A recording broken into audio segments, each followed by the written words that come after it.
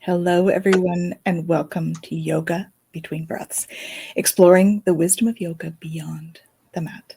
I'm Tanys Coughlan from the Twillow Lifestyle Community, Twillow Lifestyle Academy, and I am joined by my beautiful co-host, Jacqueline Richards. Namaste. Namaste. We're here to talk about what is yoga, really. So let's talk about what it is beyond the mat.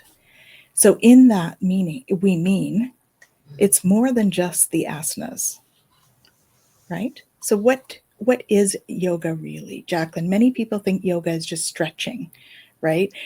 But what's it really about? Yeah. And so as soon as I hear yoga, I know yoga.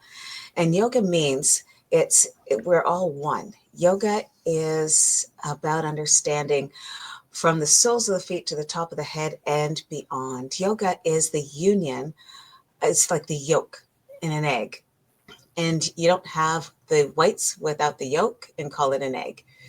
Yoga is very much that way. It is the awareness of the body.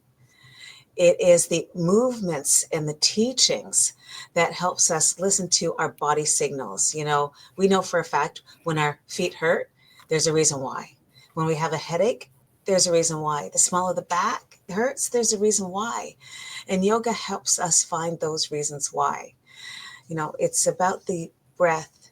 I'm breathing right now, as you can tell. I lift my shoulders, I take them back, I release them down. And I know my breath and my movement are all solid because they're built. They're built. The mind and body work together in connection. You know, Tanys, the art of yoga allows us to regulate. I know that's not about the law. Well, maybe it is the law of regulating. It could be. Or the nervous system, but exactly. And our stress responses, we know what it is to be worried, being shaken. So let's take a look. Yoga allows us to explore the nervous system, the how we deal with the unexpected. And I say that because that practice really is observing ourselves, always observing, always curious, instead of judging. How many of you can touch your toes? How many of you can do your headstands? I know. Let's not judge. Yoga is not that way. Yoga is a 4-letter word, and quite honestly, it's about love. Mm-hmm. It's about love. Definitely. Yeah. Mm-hmm. So then, Tanys, I blathered about what I believe yoga is, and there's so much more. And from a philosophical perspective, how would you describe yoga? So I gave you my yoke, but how would you describe it? I think for me, I see it as like the integration of body, mind, and spirit, right? It's a way that we connect all of those in a beautiful practice. Now, that practice doesn't necessarily mean all on the mat. The practice itself can be sitting at your desk. It can be going for a walk in the morning. It can be the way you think about things, right? And that's part of why we wanted to do this series, is because we wanted people to know that yoga is more than just going to a yoga class and stretching and working out. It's a great workout, and it's one that anybody can do. So there's no limitations on that. The thing that we wanted to get forward to people is that it's more than just that. It's a mindset. It's ethics. It is breathing. It is meditation. It is all of those things, right? And like classic yoga actually talks about self-awareness and that inner balance, creating a balance with the chakras. It invites us, like you were saying, to observe our thoughts, right? And instead, we can observe them from a higher perspective instead of being like controlled by our thoughts. Do you know what I mean? It's about tapping. Yeah, I know, control. It's about tapping into that heart space instead of trying to figure it out, feel it out in the heart, right? It's a path of self-discovery. And it's interesting, we use the term, the collective uses the term a workout. So, I I still teach cardio kickbox. That's a workout. I teach step. That's a workout. And yoga is my workout too. It's about the movement. And I think if we thought more about uh, describing it as a movement, when we talk about chair yoga in a chair. Can you do movement in the chair? The answer is yes. You do it all the time. The opportunities are here, and that's what Tanys and I get to talk about, speak about, and roll through with. It is the way that we find our presence and our passion for ourselves. Mm-hmm. Are you busy being passionate for yourself? Yeah. And, so a little bit about my personal experience with it is really, I thought, there's no way I can do yoga. I'm so inflexible and, all these things. And Jacqueline was like, no, anyone can do yoga. I'm like, yeah, but I can't get into those poses and all of that. And she's like, no, there's more to it than that. And anybody can do it. It's just using using the, what am I trying to say? The adaptations, right? Of the different poses, depending on where you're at. Yeah. And so that's why I feel so passionate about coming on and speaking with Jacqueline for this today, because, and in our series, because it is for everybody. If you can only lift a finger and stretch that finger, that's yoga if you bring consciousness to it. She's talking about the mudras. And that's the reason why I stepped into yoga wasn't just about, I teach the skills of working out. It's not just because I'm a mortgage consultant. It's more than me just teaching. It was about my body saying, I need your help, Jacqueline. I need your help. I need you to stand in, be with me, because I need you to be able to walk for the next 5, 10, 15, 20 years. I need you to be able to want that. That's what we get to do in yoga. We get to want it. Well, and it is a practice. That's the other thing I wanted to bring up. So it is a practice. Yes. So it's not something you have to do perfectly. Right?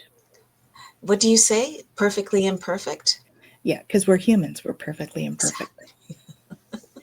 So yoga is like that. Yeah. That's the other thing that appealed to me when I started doing it. Yeah. So I took my yoga teacher training with Jacqueline last year, and with 2 other lovely ladies. And we worked through so many amazing concepts in the yoga teacher training. Like it's not just going to a yoga class. It's when you take the teacher training, you learn about yourself.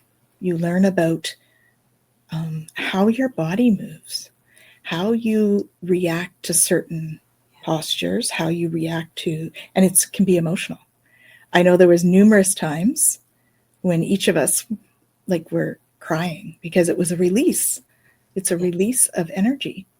And so, when we think about that, it's important to remember that when we delve into yoga in a deeper way, like we do with the teacher training, which, by the way, many people take that and actually don't end up teaching. They just want the enrichment of the practice. Right. Thank you for saying that. So many students have come and learned with me.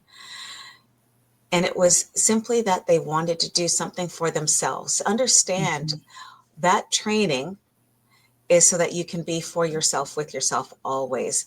And, I can count on my fingers how many decided to move into becoming a teacher, a yoga teacher. Yeah. Then there are those who are there because they taught spin class. Spin class. What a great way to help your students understand what it is to stretch and release. I have a gentleman who did the Ironman. He took the 200-hour yoga certification. For him, Mhm.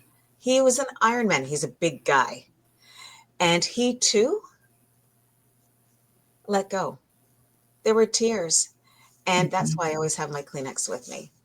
So Mhm. whether it's online or in person, always have your Kleenex, because when Yeah. I ask you to just take that moment for yourself and you decide to do that for yourself, you allowed yourself to just be focused on you. Mhm. Yeah. So we have a teacher training coming up soon Yeah. at the Twillow Lifestyle Academy.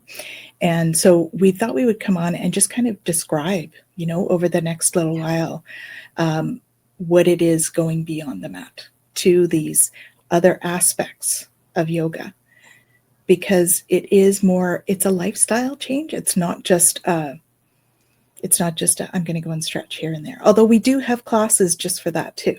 So if you're not wanting to step into it as a full, teacher training program, we do have classes regularly booked. And so you can always take a look at those. We have a variety of different classes coming up. We're working on more, and some very unique ones as well. Yeah. So stay tuned for that. And, just check out twillowlifestyle.ca. That's where we've got all these things coming up. Yeah. Right? And we're going to come back again in a little bit, and we're going to give you some more info about what yoga is between breaths and explore that wisdom that is beyond the mat. So, final words, Jacqueline?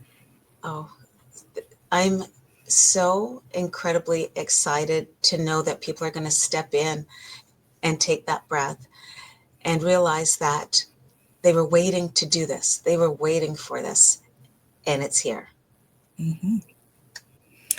Thank you. And so let's just take a deep breath together, in through the nose and out through the mouth, as we roll our shoulders back.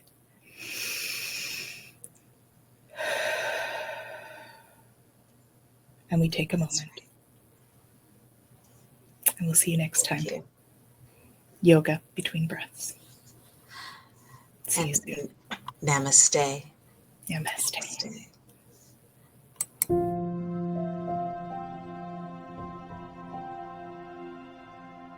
Namaste.